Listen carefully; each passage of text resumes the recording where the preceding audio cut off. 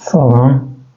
Bugünlerim boğazda bir şey qalması və yaxud da hoşunu itirmiş, tənəffüs almaqda əziyyət çəkən insana necə müdaxilə edilməsi gərəktiyi haqqında danışacağım.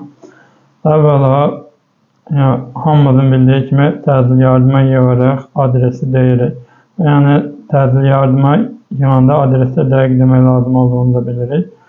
Lakin bundan sonra biz ilk yardıma necə etməliyik?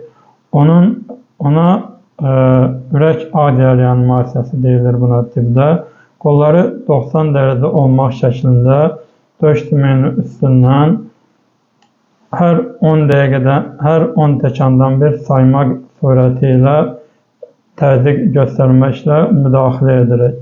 Yəni, döş sümüyünün aşağı hissəsinə bütün qüvvətimizlə də deyil, normal qüvvətimizlə və dirsəklərimizi düz tutmaq surəti ilə müdaxilə edirik.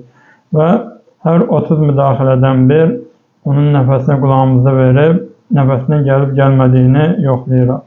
Bununla bərabər süni tənəffüs də verə bilirik. Hər nəfəsini dinləyib, nəfəsin gəlmədiyini biləndə ona süni nəfəs verib, sonra qara, yəni ürək ağciyər reanimasiyasına davam edə bilirik.